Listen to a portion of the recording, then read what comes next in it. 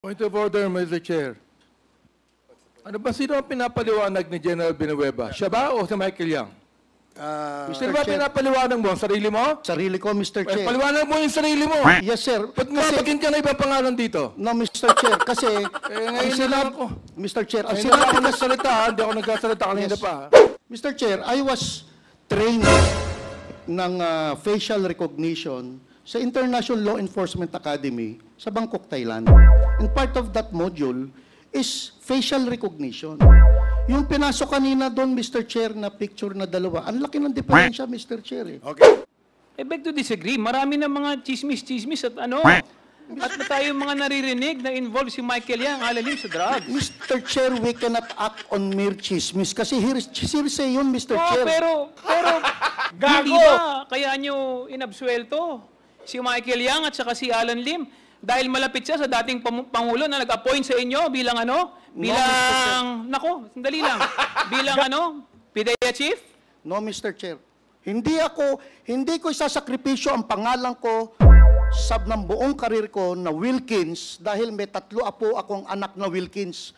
Ayoko pong madamage ang pangalan ng Wilkins dahil dala-dala po ng anak ko yan. Kung bago ka lang dito sa NTPH, maaari bang makahingi ng isang like at subscribe? At huwag kalimutan pindutin ang notification bell para ma-notify kapag may ganito tayong upload. Salamat kabayan! I saw PIDEA Director General Wilkins Villanueva raising his hand.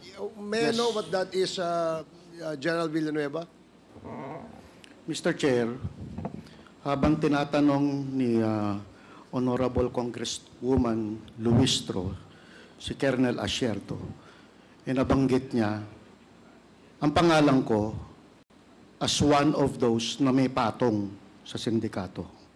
Sige, please explain. You have 2 minutes. Mr. Chair, nagsilbi ako ng 38 years laban sa insurgency, anti-terrorism, kidnapping, at illegal drugs. Never na pumatong ako. Kaya kong tumingin kahit kaninong mata na wala akong penirahan kahit kanino. Now, bakit ko daw kinlir si Michael Yang?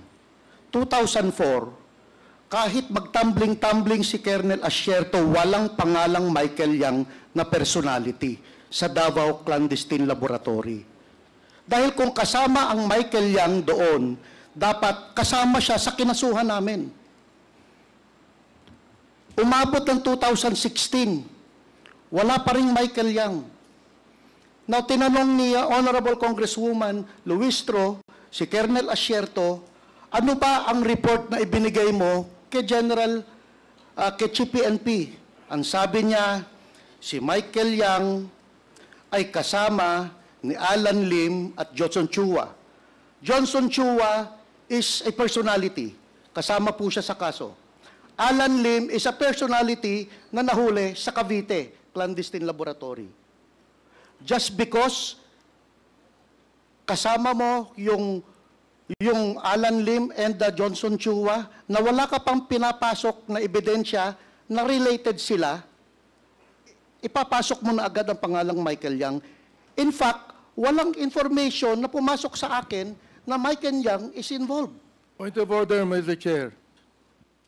Ano ba sino ang pinapaliwanag ni General Villanueva? Siya ba o si Michael Yang? Sino ba pinapaliwanag mo? Sarili mo? Sarili ko, Mr. Chair. Paliwanag mo yung sarili mo. Yes, sir. Ba't nga bagin ka na ibang pangalan dito? No, Mr. Chair, kasi... ngayon na lang ako. Mr. Chair, ang Ngayon na lang ako sinabi nagsalita, hindi ako nagsasalita kanina pa. Yes, Mr. Chair. Ang sinabi kasi ni Colonel Asierto, patong ako dahil ikinlir ko si Michael Yang. So, as far as I'm concerned, Mr. Chair, wala akong kahit anong information about Michael Yang. Nagbigay siya ng information kay General Bato, kay General Aquino. So, Alan Lim, involved sa illegal drugs. But, Mr. Chair, baka pwedeng maipakita natin, kasi pinatawag kasi ako sa Malacanang noong 2021 para i-explain yung aking saloobin tungkol kay Alan Lim. Baka pwedeng ma-flash natin, Mr. Chair, yung alleged Alan Lim na picture ng kanina na dalawa. Okay, yes. He is lawyering for Michael Yang eh. And No, Alan Mr. Lim. Chair. No, Mr. Chair. General Villanueva, may I just ask you to refrain from speaking because the committee members feel that you are lawyering for someone. No, Mr. I Chair. just allowed you to speak because your name was alluded Yes, to Mr. and was Chair. mentioned in the questioning propounded by Congresswoman Luistro. Yes, so, Mr. Chair. yun lang ang iyong sabihin, no? Wala nang iba. Do not speak in behalf of whoever. Yes, sir. Yung Sir, sarili mo Mr. lang. Chair, Mr. You have- Chair. you have For the sake of accuracy, can we please confirm first from Colonel Asierto if he is included dun sa pumapatong? Mr. Chair. Andiyan pa ba si Colonel Asierto? Colonel Asierto? Yes, sir. Yes, Mr. Chairman. Yes, ang tanong ni Congresswoman Luistro, kung included ba raw sa iyong statement na may mga patong itong si General Wilkins Villanueva? Ang sinasabi ko po is clear niya si Michael Yang at si Alan Lim dun sa sinasabi niyang statement sa Malacanang. Ngayon, bakit niya i-clear? Kinausap niya ba si Michael Yang? Kinausap niya ba si Alan Lim at that time? Bakit niya clear? Kasi inutos sa kanya ni Bongo, saka ni Presidente Duterte. So, yan ang iyong basis para sabihin na si General Villanueva ay kasama sa patong. Tama po ba? Opo, dahil pinutagtahan niya yung dalawa eh. Ayan, very clear ang sinabi ni Colonel Asierto. So, Yes, Mr. Chair. you can actually defend yourself. I'll Yes. I'll give you 1 minute to do that, General Villanueva. Ito, Mr. Chair, yun i-explain ko nga, sir, Mr. Chair. Bakit ko kinir si Michael Yang? Kasi wala akong information eh. At siya ang nagbigay ng information about Michael Yang. Hindi naman niya sinabi sa akin, Mr. Chair eh. I don't have information about Michael Yang.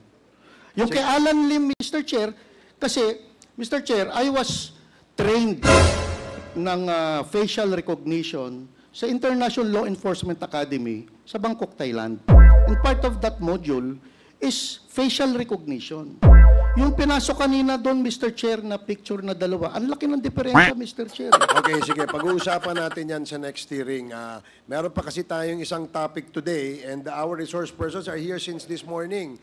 But, We Mr. Chair, I do not deny na si Alan Lim... Wait. Do not speak when the chair does not recognize you. Yes, okay? Mr. Chair. I'm sorry, Mr. Chair. I am explaining. So, papunta ho tayo sa next topic natin for today, EJK. Di pa ho tayo tapos. I will give you all the time when the appropriate time comes. So, tapusin lang po natin yung ating mga interpellators and then we shift to another topic. But I gave you already 2 minutes to defend yourself, General Villanueva. So, another 30 seconds for your closing remarks. Sige. I'm okay, Mr. Chair. But Okay. I do not deny na si Alan Lim ay yun yung picture na naandun sa Cavite. Okay, sige. Kasi nahuli talaga siya sa Cavite, Mr. Magkasabay sila. Nung nag-ooperate kami sa Davao, si Alan Lim nahuli sa Cavite Clandestine Laboratory, Mr. Chair. Okay, sige. We'll take note of Mr. that. Chair. We will ask that more questions about that in the next hearing. So, Mr. Chair. In relation to, in relation to... while Wilkins is present, Mr. Chair. O sige, Congressman Flores Just a few and then questions. Congressman Konghun. Congressman Konghun is supposed to be the next With this interpolator. indulgence, Mr. Chair. With the indulgence of Konghun. Few questions lang.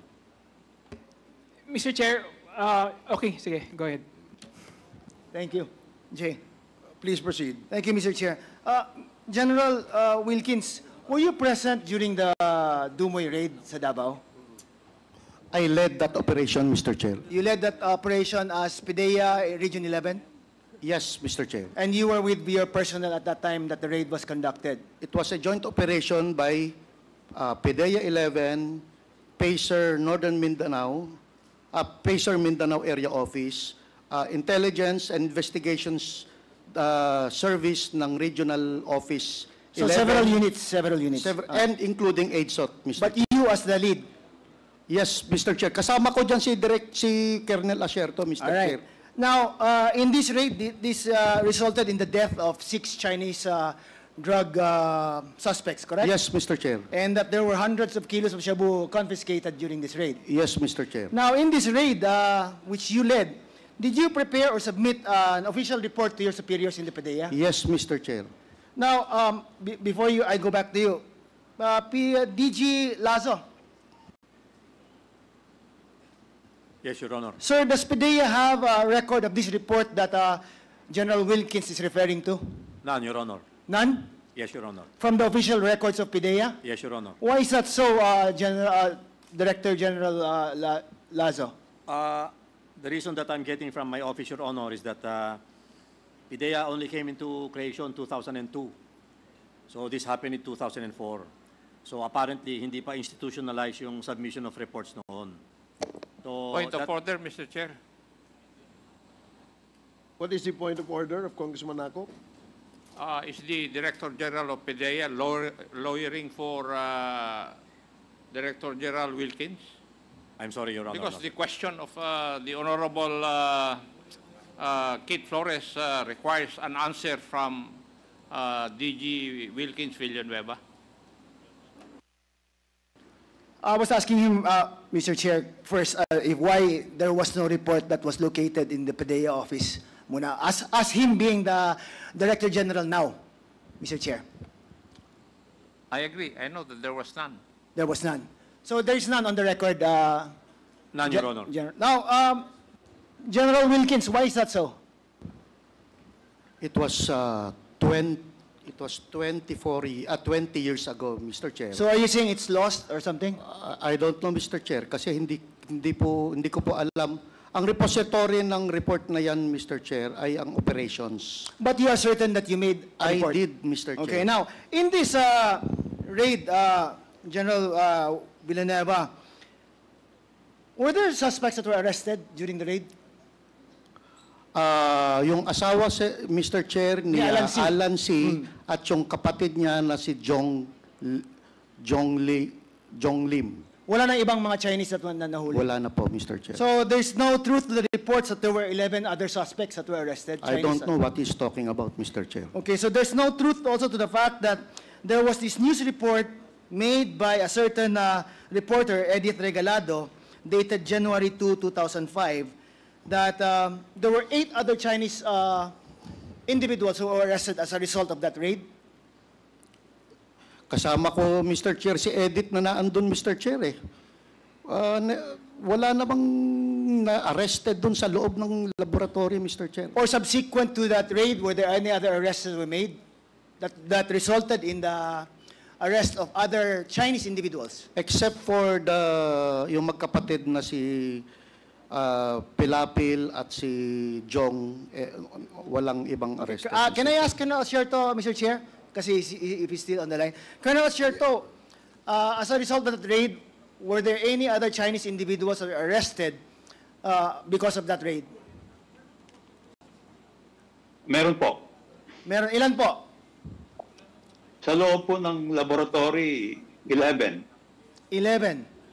How come General Wilkins is saying that walang na-aresto na mga Chinese individuals?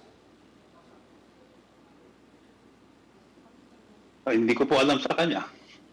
Sorry po. Now, in fact, there is this news report that was written by the reporter Edith Regalado, whom you said was also with you during that raid, that 8 other Chinese individuals were released upon orders of Mayor Duterte.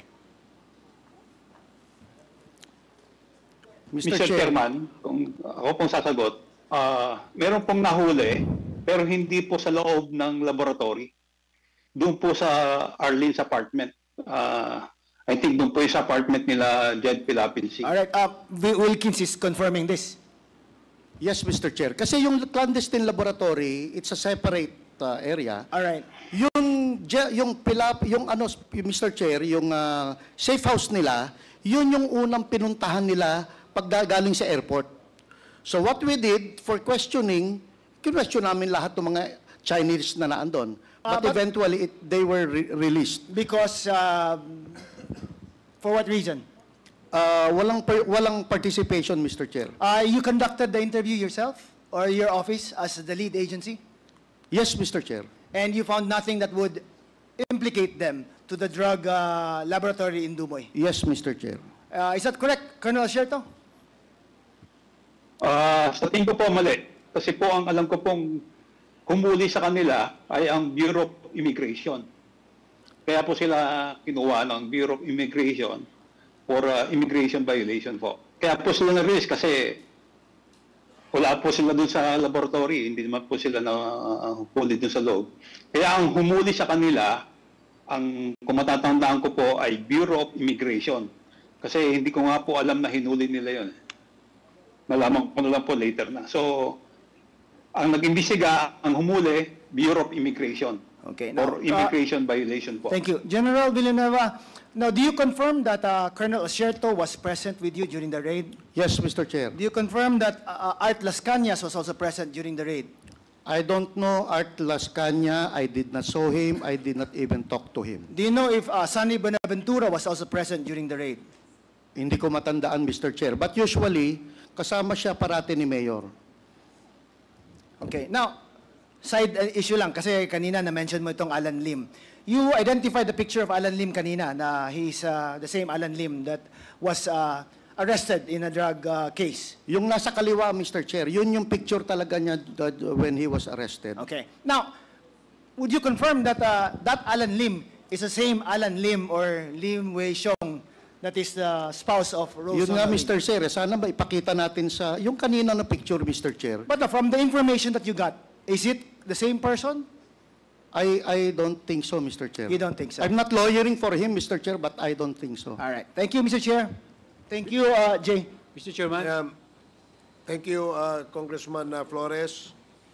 With the indulgence of Congressman Kong Hun, our Senior Deputy Speaker, you're recognized. Thank you, Mr. Chairman. May request po akong picture kay Rose Nonolim. Meron na po para makita natin si Sorry po. Alan Lim ba? Lin Wei Xiong. Lin Wei Xiong. Meantime, Mr. Chair, may I just add the birth certificate of Lin Wei Xiong among the documents we are requesting from Rose Nono Lin? Ms. Rose Nono Lin, can you provide us the birth certificate of Lin Wei Xiong? I will request po sa mother-in-law ko sa China. Wala kang kopya? Birth certificate? Wala po. Okay. Sige, Yung picture na lang po. if you have the picture of your husband, please forward that picture to the committee so we can proceed with Congressman Kong Hun and then Congressman Dan Fernandez and then Congressman Gutierrez and last will be Congressman Romy Acop to recap Thank you. before we shift to the next topic. Sorry, Mr. Chair. Saan ko po i-forward yung picture? Comsec, can you please assist? Thank Okay, you po. Congressman Kong Hun, you're recognized. You have 10 minutes. Thank you, Mr. Chair. Mr. Chair, can I ask question kay Mr. Jimmy Guban lang po in connection sa tinanong ni Congressman Luistro. Please proceed. Mr. Jimmy Guban, kanina may binanggit ka na sabi mo, save the Queen, that they wanted to be the next president. Maaari po bang pakilinaw ito at sino po yung tinutukoy ninyo? Your Honor, Yung kawayan, that involves already tight security, Your Honor, in my family again. Ayusin ko muna security ko, Your Honor, and I will divulge who are the implementors of that, Your Honor. Kasi binanggit mo na kanina rito no? So gusto lang nating i-elaborate sana. May binanggit ka na save the Queen, that they wanted to be the next president. So napakagulo ng statement na to. Gusto lang natin malinawan kung anong ibig mo sabihin dito. Your Honor, thank you very much dahil, again, Your Honor, hindi lang po ang patayan sa regular na street sa labas. Sa Bureau of Customs ho, if you will remember, Your Honors, the Honorable Chairman, ilan po ang pinatay sa Bureau of Customs? 3, 5 customs employees. Paglabas ng opisina, binabaril na lang, patay. I think may nabuhay yata isa, dalawa. Nasa kulungan na po ako, Your Honor, pero minsan may nakakausap. So, that is part of the Davao Mafia, Your Honor.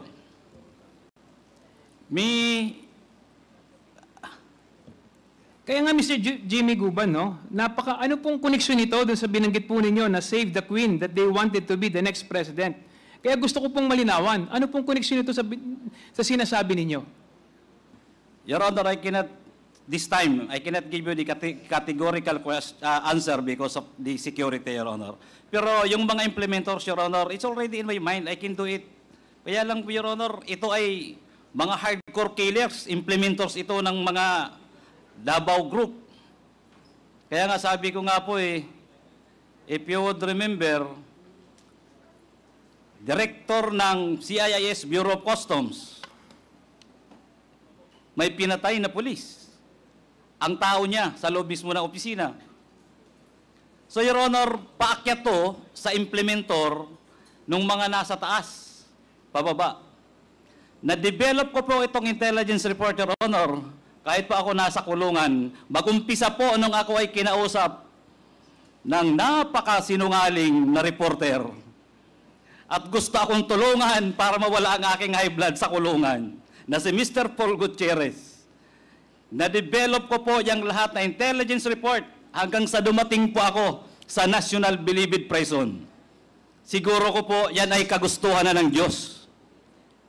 Dahil hanggang sa loob ng Bureau of Prison, may nagre-reveal sa akin kung sino ang tumapo ng granada sa isang deputy commissioner namin ng Bureau of Customs. So, ibig sabihin mo ba itong sinasabi mo na save the Queen, that they wanted to be the next president, ito ay may tinutukay ka na tao na gustong maging susunod na presidente? Yung ba yung tinutukay mo? Yes, Your Honor. They want to clean their names. That family, their family, para lahat malinis. At talagang sabi ko nga, Your Honor, may Diyos. Bigla na lang naghiwalay ang dikolor sa puti. Kaya po ngayon, lumalabas ang kanilang mga plano at pagsisinungaling at ang pagiging narco-politics, Your Honor. Sinong pamilya ito ang tinutukoy mo? May I request, Your Honor, to the Honorable Chairman, maybe, Your Honor, if I am already prepared, dahil ilalabas ko po yan, kahit po with metrics and other sketches para po may labas po yan. Kaya lang ngayon po talagang ang security po ng pamilya ko is at stake. In fact, empleyado ng isang kongresista dito, sinusundan yung aking anak. Yung army, na kaibigan kong mga ex-army, kinokontak nila, not to be our security. Your Honor, there was also a call from Davao, negosyante, threatening my son that he will be kidnapped.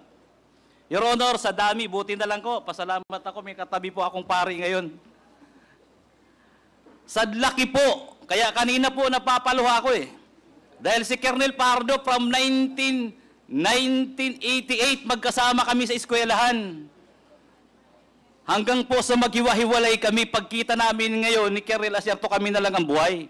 And because of that, yan po ay totoong-totoo po na sinasabi ko. Dinidevelop ko po ng maayos at ngayon po parang may konklusyon na ako kung paano po yan ibigay. But Your Honors, may apology dahil hindi ko po kagad may bibigay because of security.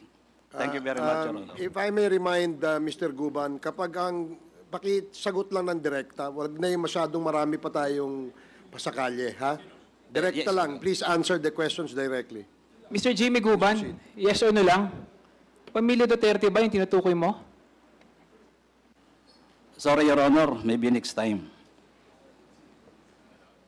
Anyway, thank you, Mr. Chair.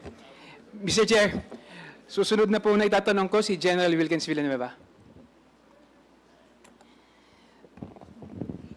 General Wilkins, retired na po ba kayo? Yes, Mr. Chair. Bago po kayo nagretiro, ano po ang rank ninyo? Director General of the Philippine Drug Enforcement Agency. Noong 2001, saan po kayo nakasign? Come again, the date, Mr. Chair? Noong 2001 po, saan kayo na-assign? 2001, I was assigned as OIC of the PNP Narcotics Group sa Region 11. At the same time, Southern Mindanao,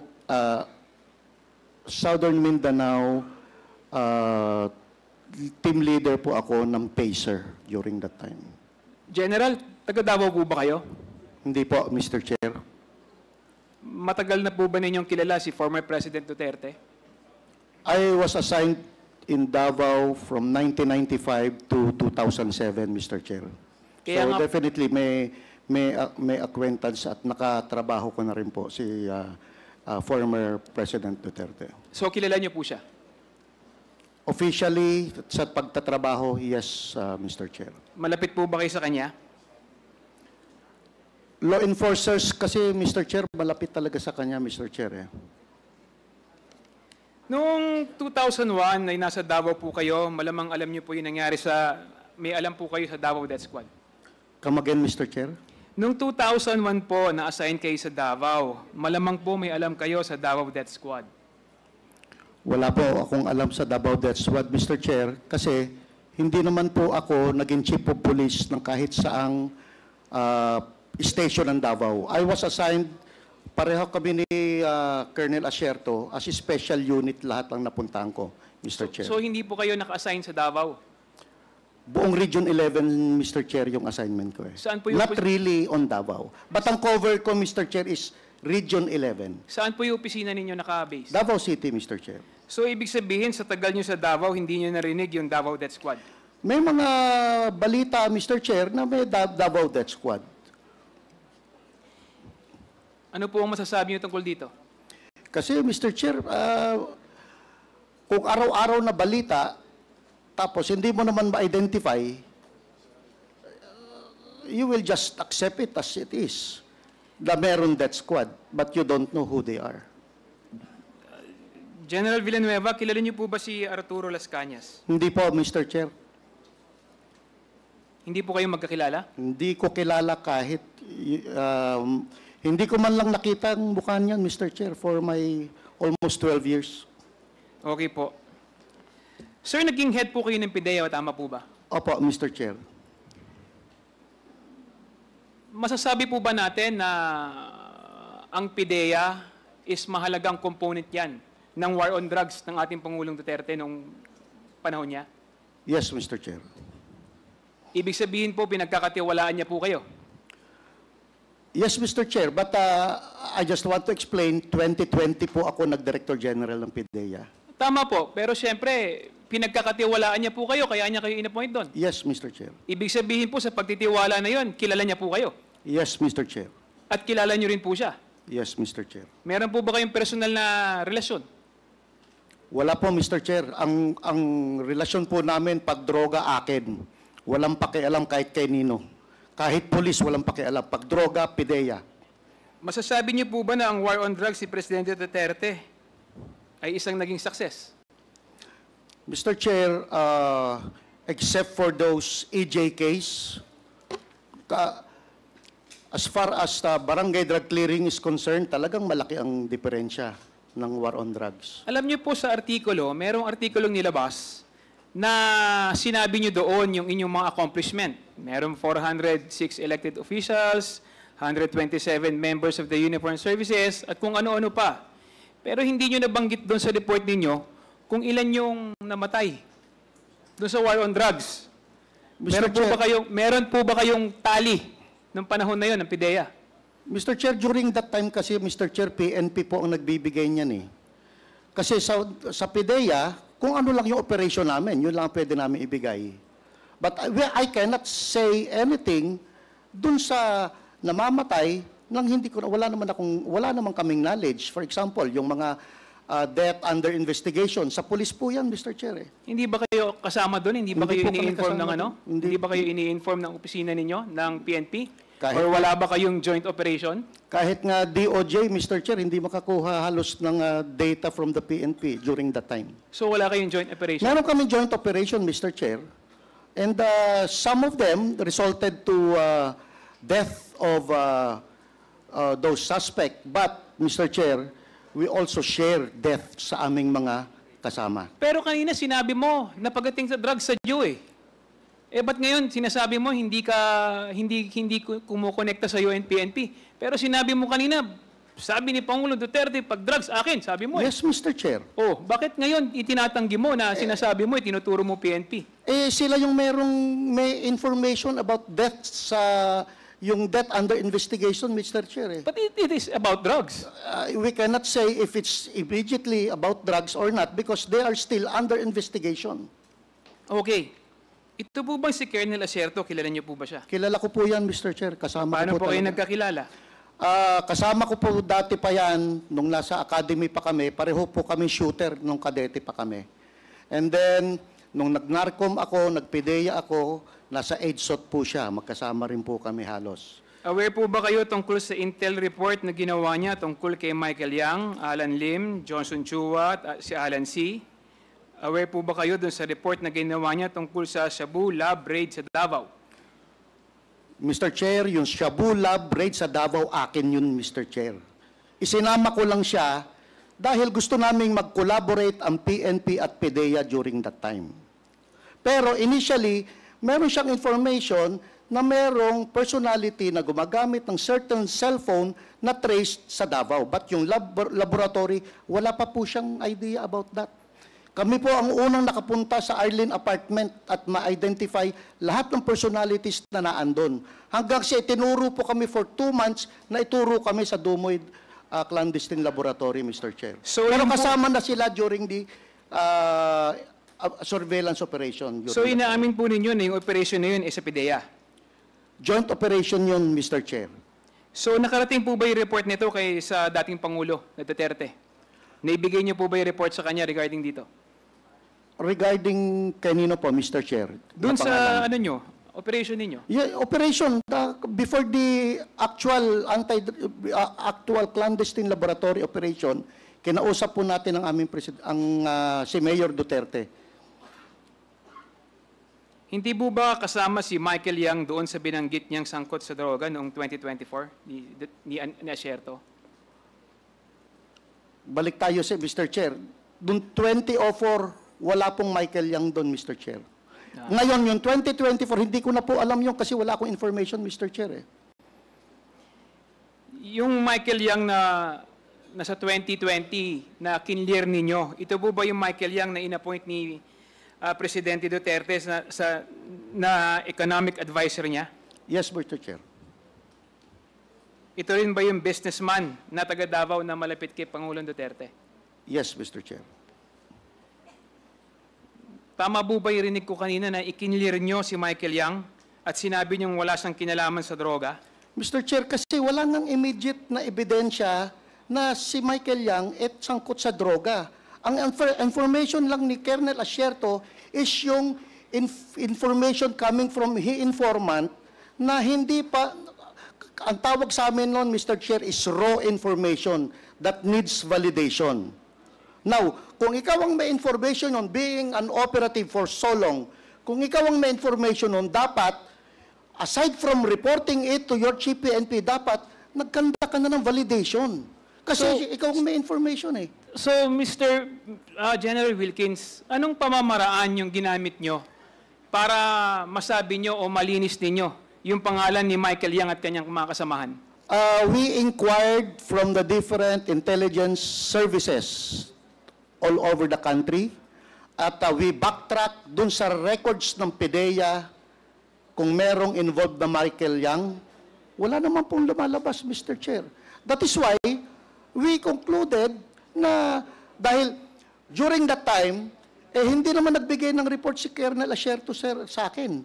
Ang nagbigay siya ng report kay General Bato, General Abayade at kay Director General Aquino. So as far as I'm concerned, walang umabot na report sa akin yon, Mr. Chair. Kung baga kayo ba gumawa lang sarili niyong investigasyon or nakipag-ugnayan kayo sa iba't ibang ahensya ng gobyerno? Yes, Mr. Chair. Anong ginawa niyong pakikipag-ugnayan sa iba't ibang ahensya ng gobyerno? Mga tawag-tawag and then inquiry, letters from different. Usually kasi, Mr. Chair, meron kaming grupo talaga na ang bilis ng text lang eh. Text, sir, may involvement pa to. Brad, may involvement pa to. Madali naman ang pasok ng mga information. Kanino kayo nakipag-ugnayan? Anong ahensya? Lahat, Mr. Chair. ISAF, NICA, PIDEG, sa PIDEG. Kasama ang PIDEG. NBI, AFP. yung NICA, yung ISAF, Mr. Chair, is na under AFP yun, Mr. Chair. DI. Yung DI mismo, sir, kinler sila eh. Kinler si Michael Yang eh. There was a memorandum clearing Michael Yang ng Directorate for Intelligence ng Philippine National Police. Sa ngayon po, sa nakita nyo o narinig ninyo na ginagawang investigasyon ngayon ng Quadcom, nakita nyo po na may mga lumabas na ebidensya. Ano po ang masasabi nyo tungkol dito? Then, di parang mas magaling pa mag-imbestiga ang Quadcom kaysa sa PIDEA? Yes, Mr. Chair. Yes, Mr. Chair, inamin niyo po. Mas magaling mag-imbestiga ang Quadcom kaysa sa... Sandali lang po. Mas magaling po mag-imbestiga ang Quadcom kaysa sa opisina niyo sa PIDEA. No, Mr. Chair. Kailan lumabas si Michael Yang? Nung nagkaroon ng drug haul sa Pampanga. Doon pumasok si Michael Yang. Before that, wala namang actual ebidensya si Michael Yang eh. Now, may mga ebidensya na against him, then we have to pin him down. I beg to disagree. Marami na mga chismis at ano. At na tayo mga naririnig na involved si Michael Yang, alalim sa drugs. Mr. Chair, we cannot act on mere chismis kasi hearsay yun, Mr. Chair. Pero gago! Hindi ba kaya nyo inabsuelto si Michael Yang at saka si Alan Lim? Dahil malapit siya sa dating Pangulo na nag-appoint sa inyo bilang ano? Bilang, dali lang. Bilang ano? PIDEA Chief? No, Mr. Chair. Hindi ko isasakripisyo ang pangalan ko ng buong karir ko na Wilkins dahil may 3 apo akong anak na Wilkins. Ayoko pong madamage ang pangalan ng Wilkins dahil dala-dala po ng anak ko yan. Hindi ko kinlir si Michael Yang dahil may utang na loob ako presidente. Kinlir ko si Michael Yang because I have personal knowledge na walang ebidensya against Michael Yang. So, paano ko siya isasangkot kung wala akong ebidensya? It will never stand in court, Mr. Chair. Paano nga po magkakaroon ng mag-i-stand in court? Hindi nga po kayo nagsagawa ng ebidensya na maayos. Kung nagsagawa po kayo ng ebidensya na maayos, lalabas po yung pangalan niyan. Talagang aminin na po natin. Kaya po ninyo inabsuelto si Michael at si Alan Lim dahil may utang ng loob po kayo kay Presidente dahil in-appoint niya po kayong PIDEA. Wala po, Mr. Chair. No. I beg to disagree. Sinungaling po kayo. Ang dapat Sandali lang po. Antayin niyo pong i-recognize kayo bago niyo po kayo magsalita. Mr. Chair, alam po natin na talagang ang dahilan po ng pag-absuelto ng PIDEA dati kay Michael Yang at Alan Lim, dahil po in-appoint nga po ni Presidente si Wilkins Villanueva bilang Director General ng PIDEA. Yun ang dahilan. At kailangan magsabi ng totoo si Director General Wilkins na talagang katulad nga ng sinabi po natin kanina, mas magaling pang mag-imbestiga ang Quadcom kaysa sa PIDEA. Tapos nagtanong po siya sa iba't ibang ahensya. Sinasabi nila na walang lumabas na ebidensya. Anyway, Mr. Chair, mamaya po, I reserve my right to ask questions later. Thank you, Mr. Chair. Okay, thank you.